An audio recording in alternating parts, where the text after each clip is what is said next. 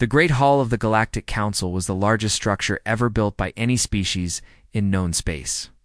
Its walls stretched upward for nearly a mile, carved from living crystal that glowed with soft blue light.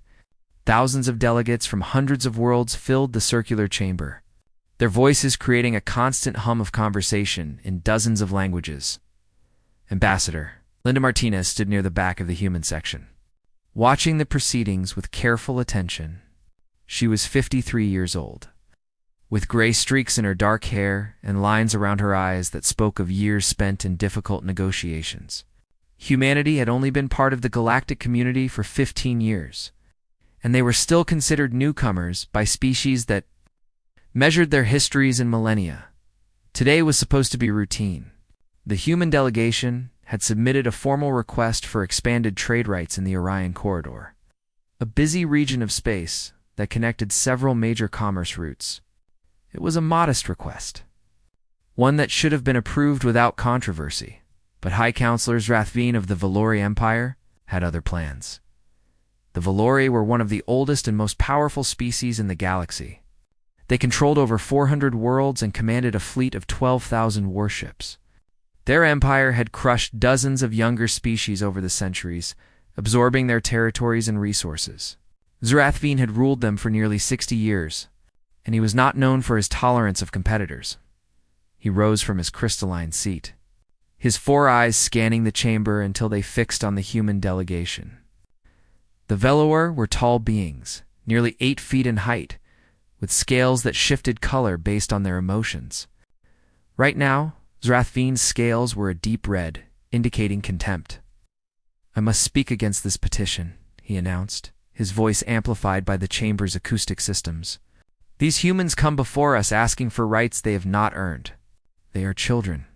Their species discovered faster than light travel barely 50 years ago. They still fight wars among themselves. They are primitive, violent, and unworthy of the privileges they seek." Linda felt her delegation stir with anger, but she raised a hand to calm them.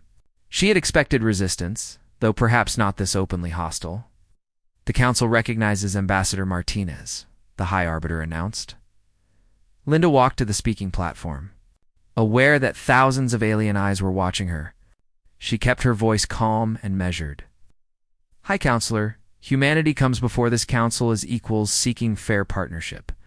We have proven our worth through action.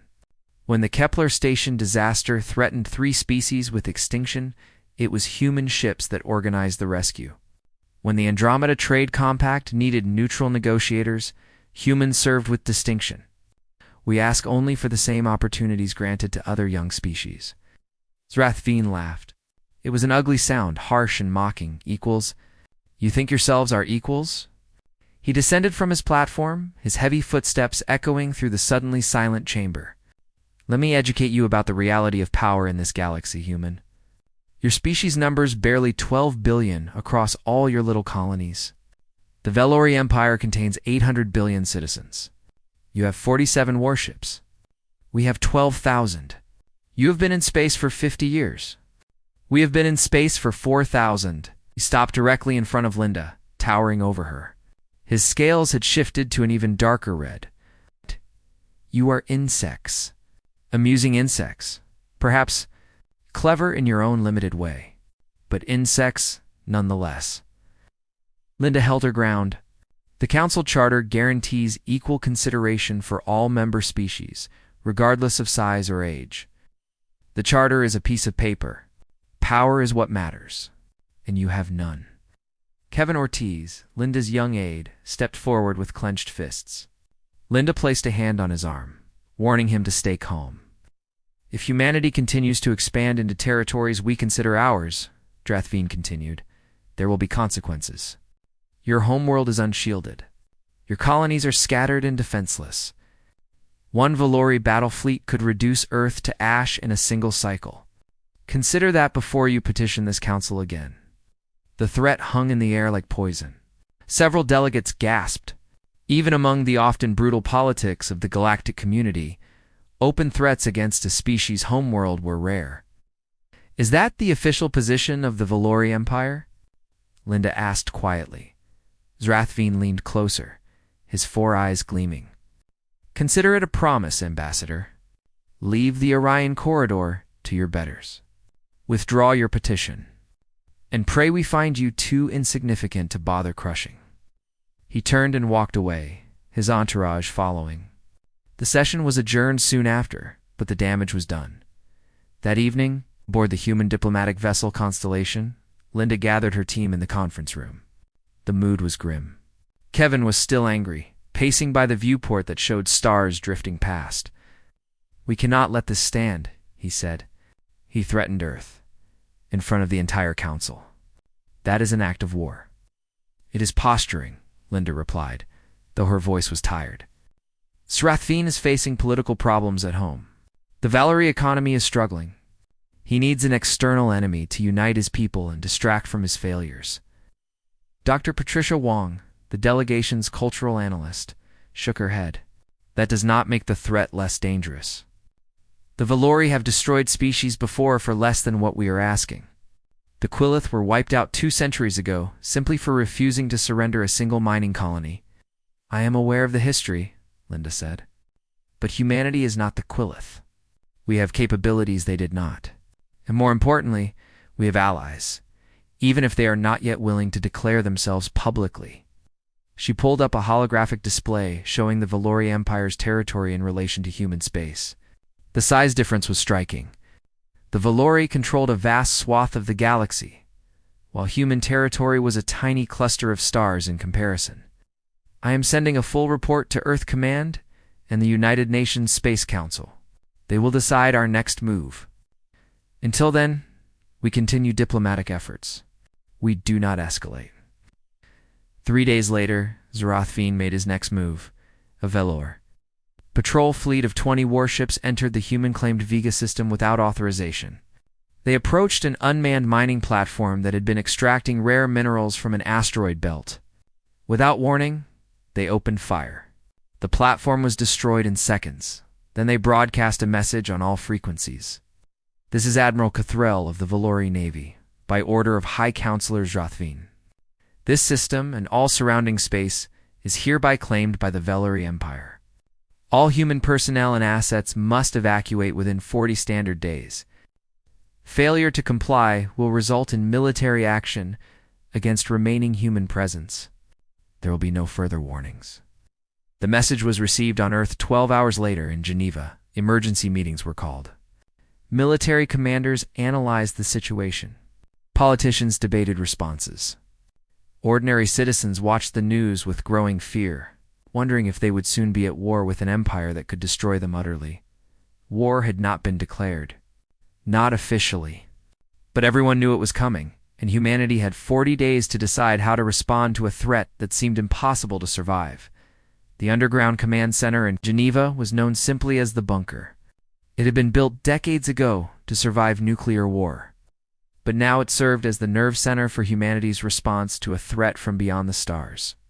Military commanders, diplomats, scientists, and political leaders from every major nation gathered in the main conference hall, their faces grim in the harsh artificial light. General Maria Santos stood at the front of the room. She was 61 years old, a career soldier who had served in every major conflict since humanity began expanding into space. Her reputation for strategic brilliance was matched only by her brutal honesty. When Maria Santos spoke, people listened, even when they did not want to hear what she had to say. "Let me be direct," she began, her voice carrying clearly through the silent room. "In a conventional war with the Valor Empire, we lose. Their fleet outnumbers ours by 200 to 1. Their industrial capacity is massive compared to ours. Their weapons technology is roughly equal to our own, but they have for centuries more experience using it. If we fight them on their terms, we will be destroyed." The words settled over the room like a cold blanket. Several delegates shifted uncomfortably. Others stared at their hands, unwilling to meet anyone's eyes. However, Maria continued, "Conventional war is not our only option." She activated a holographic display. A small, sleek vessel appeared, rotating slowly in the air above the conference table. It looked almost ordinary, but those who knew military technology recognized that there was something unusual about its design. "This is the prototype for what we call Project Whisper," It is a stealth ship, capable of operating completely undetected in enemy space. Our engineers have developed a new form of sensor-absorbing technology that makes these vessels invisible to every detection system we know of, including our own. She let that sink in for a moment. We have 7 of these ships completed and ready for deployment. Each carries a payload of precision weapons designed to disable infrastructure without destroying populations. They are not meant to win wars. They are meant to demonstrate that we can strike anywhere, at any time, without warning. Secretary General Antonio Reyes leaned forward. What exactly are you PR? Opposing, General? Maria met his gaze steadily. I am proposing we show the Valori what humanity is capable of when threatened. Not through mass destruction, but through precision. We demonstrate that their worlds are not as safe as they believe. We make the cost of war unacceptable to them. The Chinese minister Chen Wei frowned. What you describe sounds like terrorism. It is deterrence, Maria replied. The same principle that prevented nuclear war on Earth for over a century.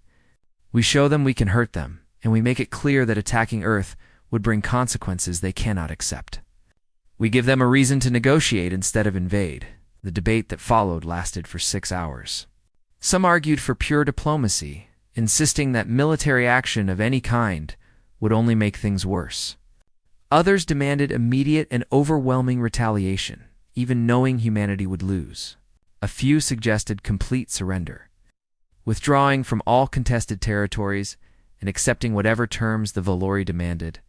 In the end, the Council approved a 3-part response.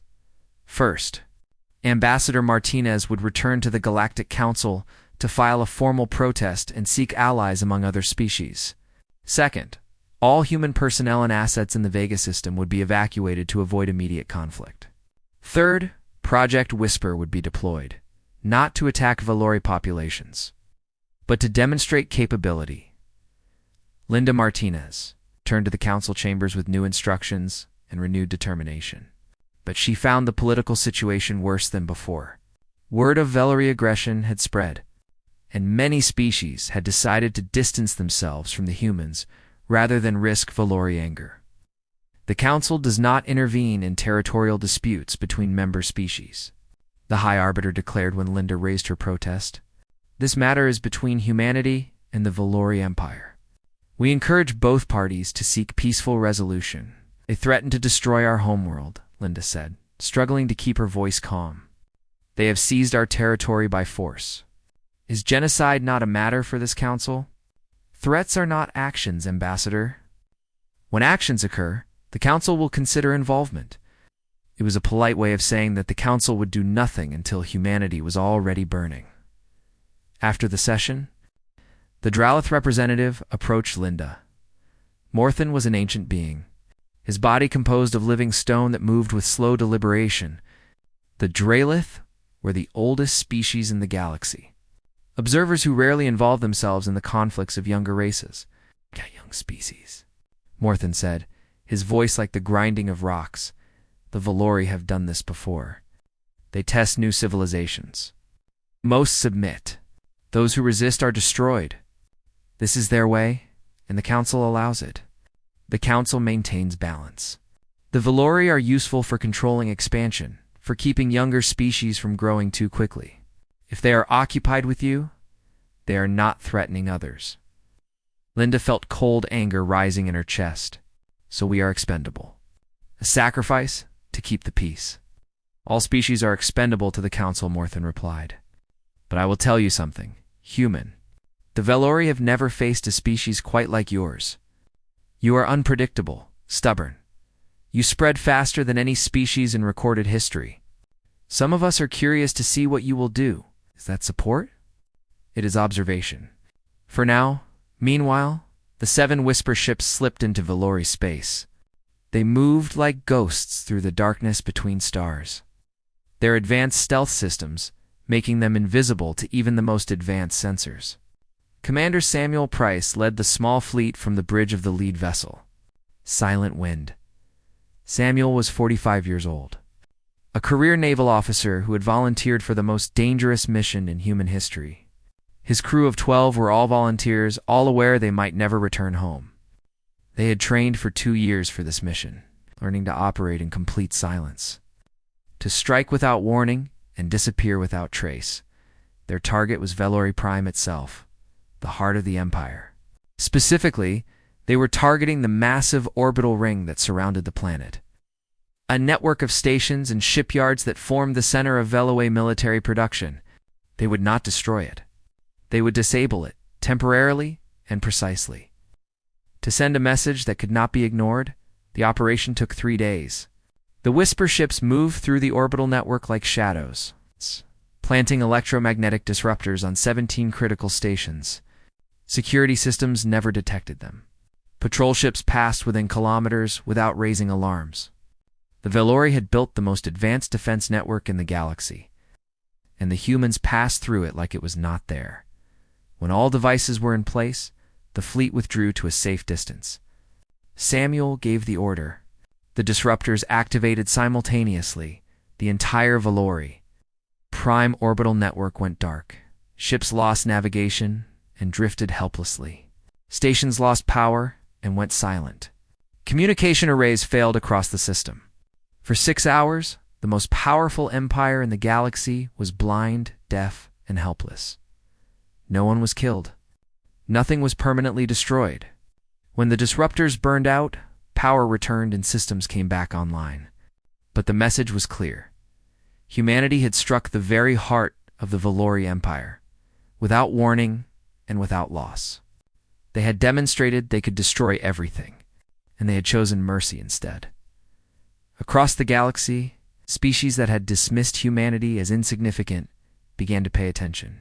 The Velori had been humiliated in a way they had never experienced before, and everyone waited to see what would happen next.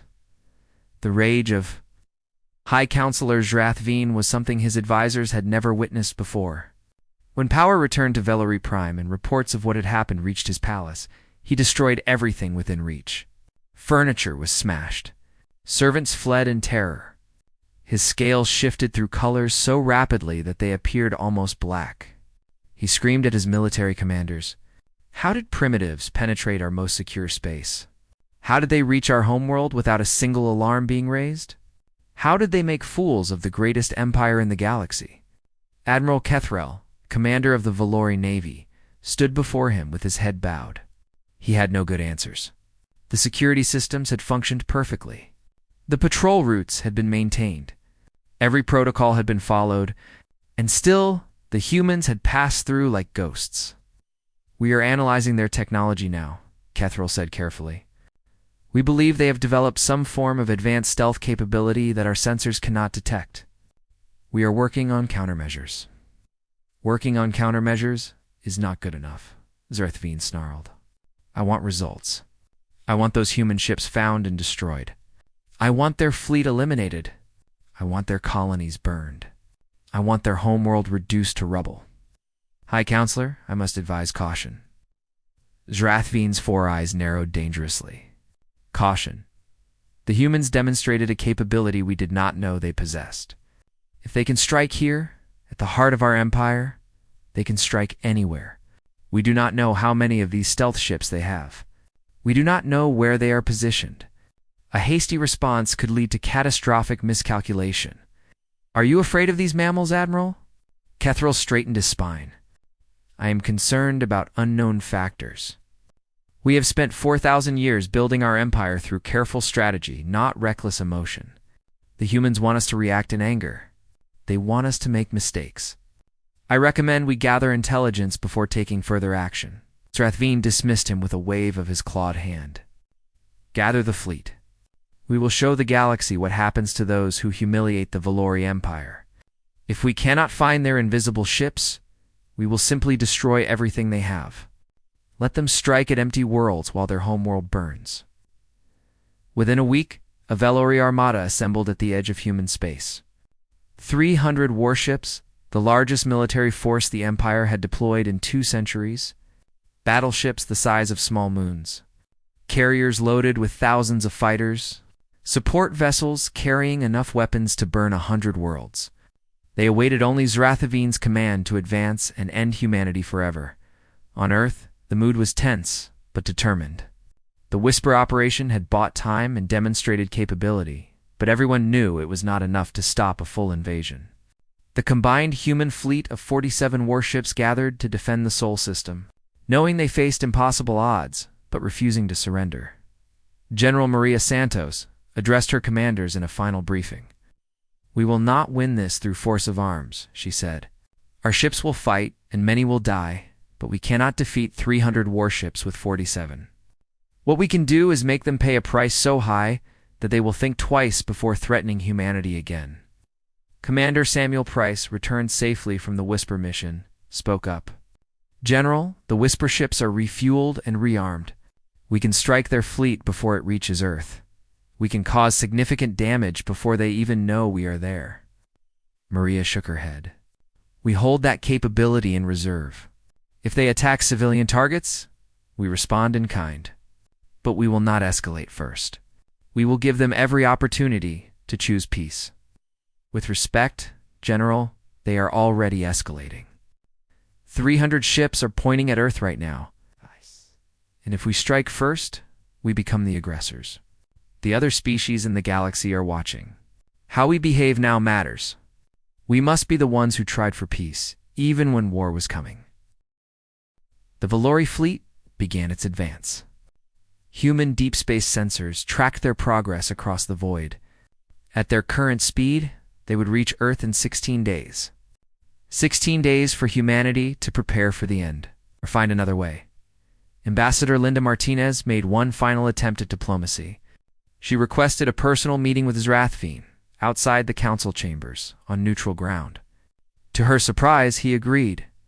They met on a small station in the Kepler system, surrounded by their respective security teams. The station belonged to a neutral species, the Qualari, who wanted nothing to do with the conflict but were willing to host. Negotiations. Linda studied Zrathveen as he entered the meeting room. She looked past the alien features, the scales and the 4 eyes, and saw the politician beneath. He was nervous, she realized. The Whisper attack had shaken him more than he would ever admit publicly. His scales kept shifting between red and gray, anger and uncertainty. "High Counselor," she began, "this does not have to end in war. It ended when your ships violated our space," Zrathveen replied. "You think your little trick impressed anyone? It only proved you are dangerous. Dangerous species must be eliminated before they become a greater threat. We responded to your threat. We could have destroyed those stations. We could have killed millions. We chose not to. We showed you what we could do, and we chose mercy. A mistake you will regret." Linda leaned forward, her voice hardening. "Let me be very clear, High Counselor. If your fleet attacks Earth, humanity will not surrender. We will fight to the last ship, the last soldier, the last civilian. We will make you pay for every kilometer of space you take. And while we fight, our Whisper ships will be visiting every world in your empire. Not to disable infrastructure this time, to destroy it completely." Zrathveen's scales flickered. "You would commit genocide?" "We would respond to genocide with equal force. You started this. You threatened our homeworld. You can end it by withdrawing your fleet and accepting a diplomatic solution. Or you can learn what humanity does when it has nothing left to lose. You cannot destroy 400 worlds. You do not need to destroy them. We just need to make them uninhabitable. Our Whisper ships carry weapons that can poison atmospheres, contaminate water supplies, destroy food production. You might burn Earth, High Counselor, but you would return home to find your empire dying. Is that the victory you want?" The meeting ended without agreement, but Linda saw something in Zrathveen's eyes as he left. Doubt, fear, the realization that he might have made a terrible mistake. The Valori fleet continued its advance, but over the following days, reports indicated growing discord among the commanders. Some wanted to press forward and end the human threat forever. Others counseled caution, arguing that the risk was too great.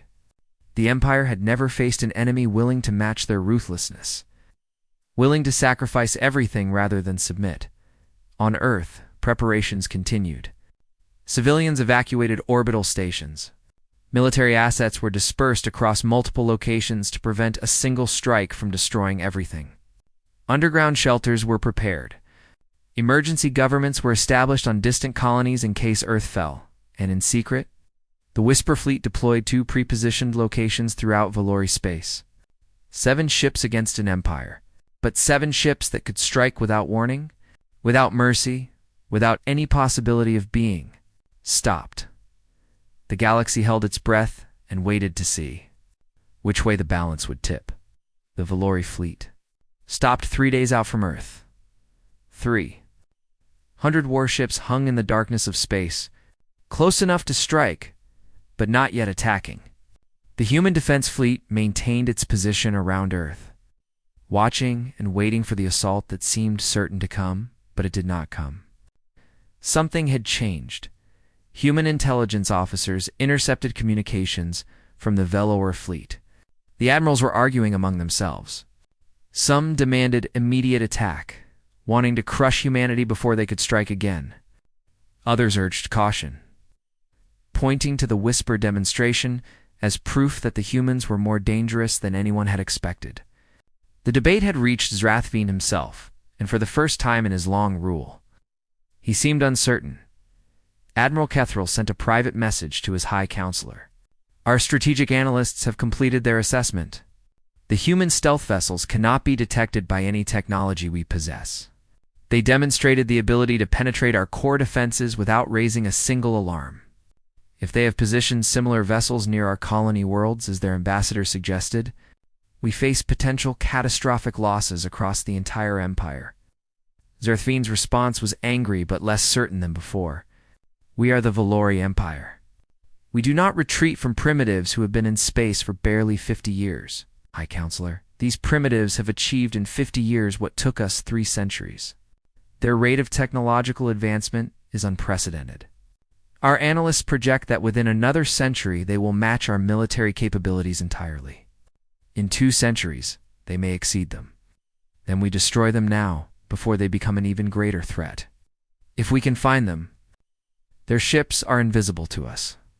Their colonies are scattered across dozens of systems.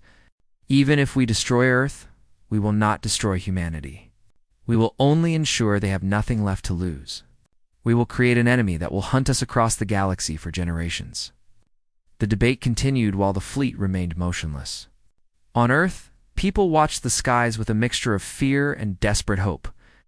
Every hour that passed without attack was another hour to prepare, another hour to pray for a miracle. Then something unexpected happened.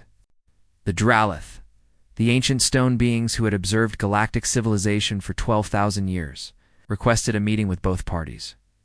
Morthan himself, the eldest of their representatives, traveled personally to a neutral station. Both humanity and the Valori agreed to attend.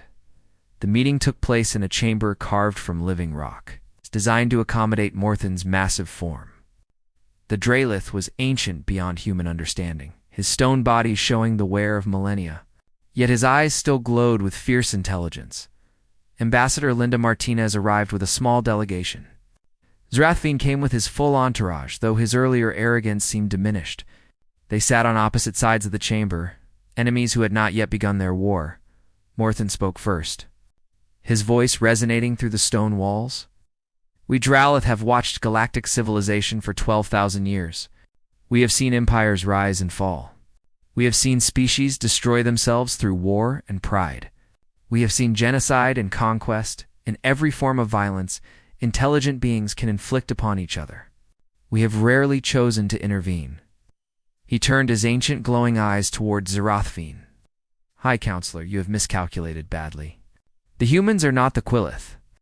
They are not the Varen or the Sothkai or any other young species your empire has consumed over the centuries. They are something different, something new.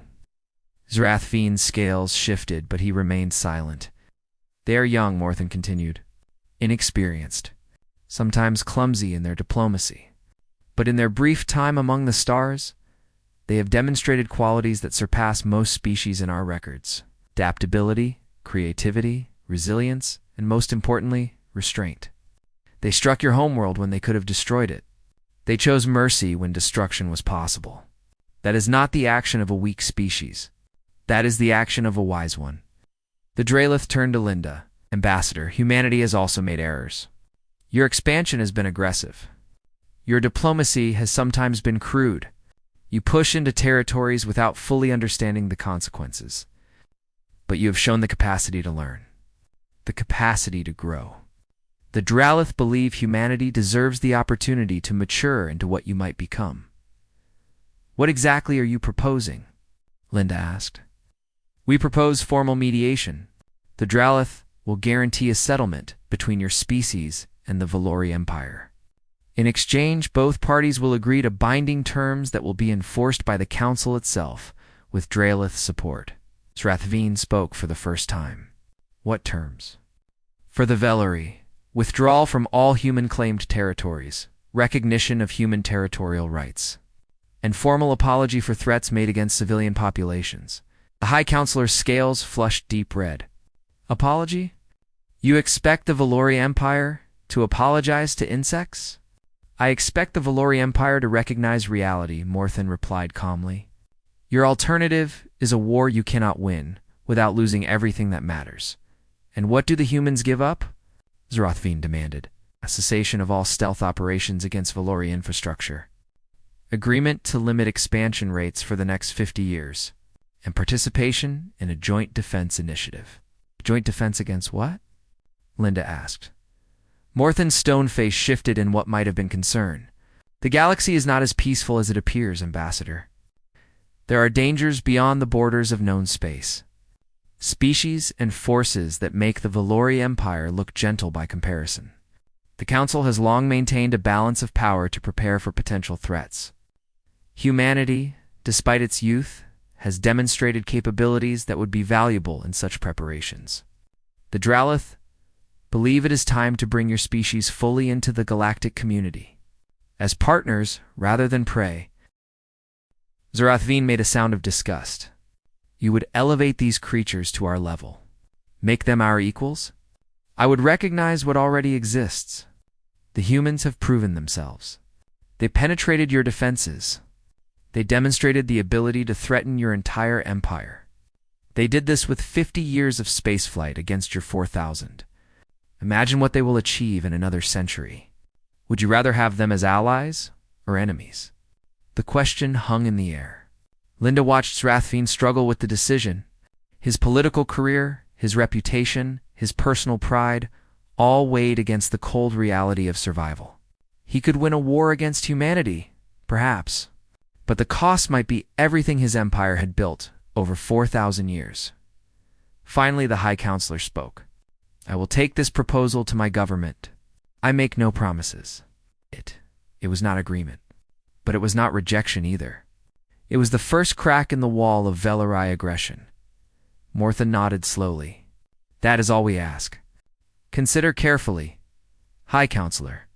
The choices made in the next few days will determine the fate of 2 civilizations, perhaps more. The meeting ended. Both delegations returned to their ships. The Valori fleet remained in position, neither advancing nor retreating. But something had changed. The certainty of war had become the possibility of peace. And for the first time since Srathveen had made his threat in the council chambers, there was hope that humanity might survive what was coming. The negotiations lasted 3 months. During that time, the Valori fleet remained in position, neither advancing nor retreating. Human defenses stayed on high alert. The entire galaxy watched as 2 civilizations negotiated a future that would affect everyone. Srathveen faced growing pressure from within his own government. The costs of maintaining 300 warships in deep space were enormous. Public opinion, which had initially supported confrontation with the upstart humans, began to shift as citizens learned about the Whisper attack. If human ships could strike Velor Prime itself, what would stop them from hitting colony worlds? What would stop them from destroying everything if war actually came? Senator Velron, a reform-minded politician who had long opposed Srathveen's aggressive policies, saw an opportunity. She began building support among other senators and military commanders who were tired of their High Counselor's reckless behavior. You've led our empire to the brink of disaster. Velron argued in a closed session of the Imperial Senate.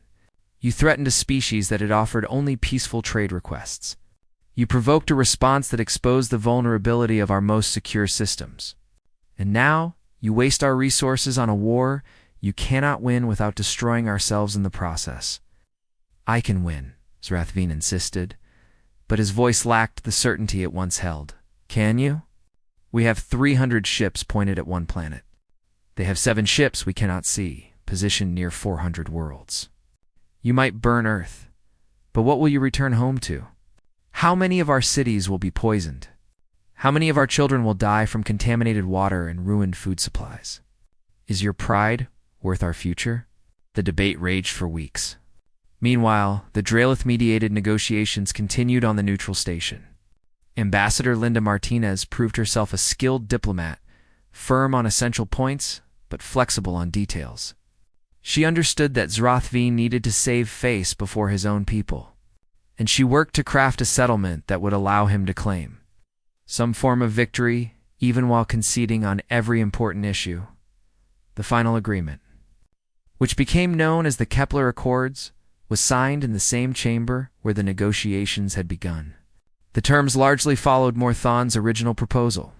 The Valerie would withdraw from all human-claimed space. They would formally recognize human territorial rights.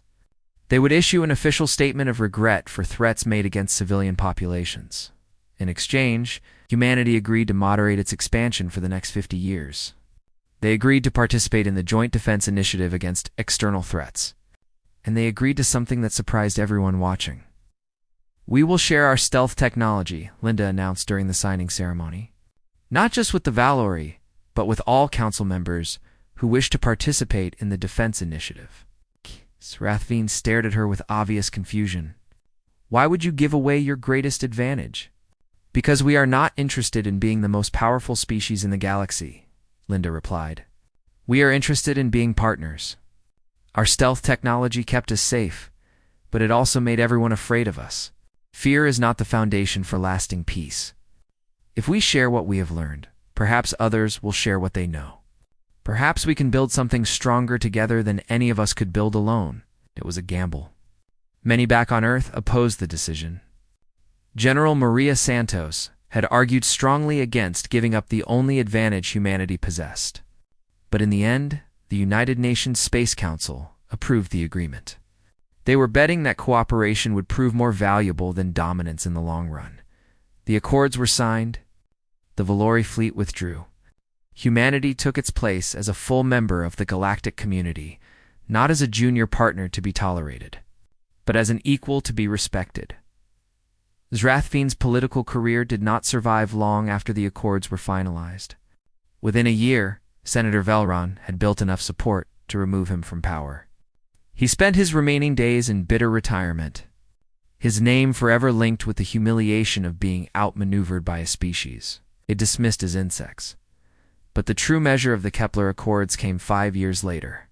When the external threat Morthon had warned about finally arrived, a species from beyond the galactic rim, unknown to the Council, launched a coordinated attack on the outer territories. They came with weapons that made Valery battleships look primitive. They came with numbers that darkened entire star systems. The Joint Defense Initiative activated for the first time. Valory shields, shared across the fleet, protected ships that would otherwise have been destroyed.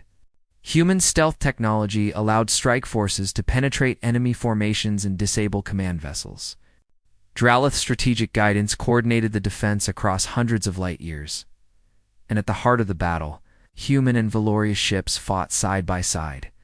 The hatred and fear of a few years earlier seemed foolish now, in the face of an enemy that wanted to destroy them all. The war against the invaders lasted 2 years. It was costly. Many died, human and Valory alike. Worlds were lost. Fleets were shattered, but the galaxy held. The invaders were driven back, and the borders were secured. Ambassador Linda Martinez retired after the war, her legacy secured. She spent her remaining years teaching young diplomats, always emphasizing the lesson that had defined her career. True strength, she told them, lies not in the ability to destroy, but in the wisdom to know when destruction is unnecessary. General Maria Santos continued to lead human defense forces for another decade before passing command to a younger generation. Commander Samuel Price, the hero of the Whisper mission, eventually became the first human to serve on the Joint Defense Council, working alongside Valori admirals who had once been his enemies. On Valori Prime, in a quiet garden near the capital, a memorial was built. It was a simple stone marker with an inscription in both human and Valori writing. The words read, "Here we remember the war that never was, and honor those who chose peace when war was easier." The galaxy had changed. Humanity had found its place among the stars, not through conquest or destruction, but through the most unexpected of weapons. They had shown the ability to strike without mercy, and then they had chosen mercy anyway. Some called it luck. Others called it wisdom. The Dralith simply called it growth. Whatever it was, it had begun with a single insult in a council chamber. It's answered not with submission, but with strength. And it had ended with two species, once enemies, building something neither could have built alone. The stars still burned in the darkness of space. The galaxy still held dangers beyond counting. But humanity was no longer alone in facing them, and that made all the difference.